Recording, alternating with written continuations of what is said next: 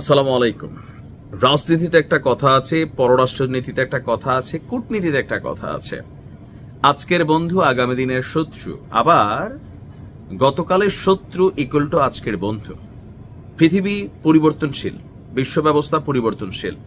আজকে যে রাষ্ট্রটা, যেমন একসময় ধরেন ব্রিটিশ উপনিবেশ যারা করছে, মানে আজকের দিনে যুক্তরাজ্য, সারা পৃথিবীতে তারা তাদের ক্ষমতা চালাইছে। ওই সময় আমেরিকারও বেল ছিল না। আবার প্রথম বিশ্বযুদ্ধের পর মার্কিন যুক্তরাষ্ট্রের উত্থান হয়েছে, এখন আবার চীনের উত্থান হচ্ছে। তো যেই রাষ্ট্রটা যত শক্তিশালী হয় তার সাথে সবাই কানেক্টেড থাকতে চায়। আবার যে ট্রাম্পরে ভারতীয়রা একসময় পূজা করত, ঈশ্বর মানত, মোদিরে যে ট্রাম্প বাবা ডাকছিল, ভালো বাবা, মোদি যে ট্রাম্পের জন্য প্রকাশ্যে ভোট চাইছে, সেই ট্রাম্প আর সেই মোদি এখন ক্ষমতায়। কিন্তু ভারতের ইতিহাসে সবচেয়ে বাটামটা ট্রাম্পে কিন্তু দিছে মোদিরে এবং ভারতরে। আর এটার ইফেক্ট পড়ছে কাদের উপর? যারা ভারতের বড় ব্যবসায়ী আছেন। শুল্ক যুদ্ধে ভারত হেরে গেছে ট্রাম্পের সামনে। ট্রাম্প ঝুঁকে নাই, 100% শুল্ক চাপাই রাখছে। এখন এই যে চাপাচাপির খেলায় কপাল খুলে গেছে বাংলাদেশের। একটা ব্ল্যাঙ্ক চেকের মতন আমরা পাইছি। আর সেই ব্ল্যাঙ্ক চেকটার আপডেট হচ্ছে, বাংলাদেশ থেকে এই মুহূর্তে যুক্তরাষ্ট্রে পোশাক আমদানি অনেকটা বৃদ্ধি পাইছে।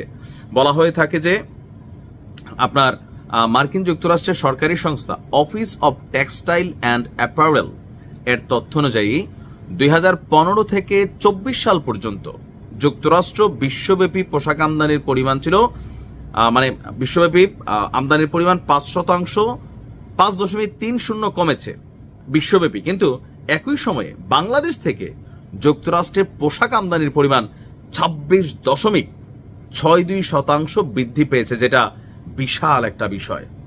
তুলনামূলকভাবে দেখা যায় বাংলাদেশের প্রতিযোগী দেশ চীনের যুক্তরাষ্ট্রের রপ্তানি কমেছে 18%, ভিয়েতনাম ভারতের রপ্তানি কমছে 33%, 34% কারো। ইন্দোনেশিয়ার রপ্তানি কমে গেছে যুক্তরাষ্ট্রে 19%, কম্বোডিয়ার রপ্তানি আবার বাড়ছে 10%, আর বাংলাদেশের উল্লেখযোগ্যভাবে বৃদ্ধি পেয়েছে 26.62%।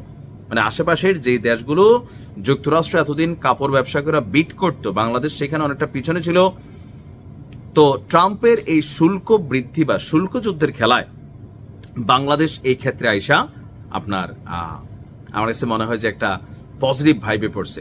বেশি করে উৎপাদন করেন, কাপড়ের মান ঠিক রাখবেন, যেন সামহাও বাংলাদেশ এই সুযোগে, যে বাংলাদেশের জিনিসটা যে ভালো, কম নিয়ে বাংলাদেশ থেকে ওরা বিক্রি করে, এর মাঝখানে যে ভালো কিছু বাংলাদেশ প্রডিউস করতে পারে বিশ্বব্যাপী, নিজেদের কোয়ালিটি বা আপনার প্রতিষ্ঠানকে দাঁড়া করানোর জন্য সুবর্ণ সুযোগ।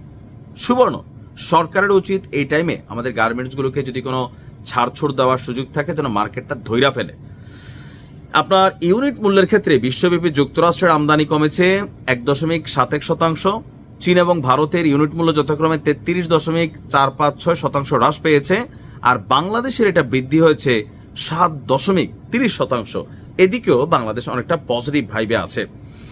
বাংলাদেশ বর্তমানে এমন একটি ইউনিট মূল্য ধরে রাখতে সক্ষম হয়েছে যা যুক্তরাষ্ট্রের বৈশ্বিক গড় মূল্যের কাছাকাছি, অর্থাৎ বাংলাদেশ মোটামুটি পজিটিভ অবস্থানে আছে।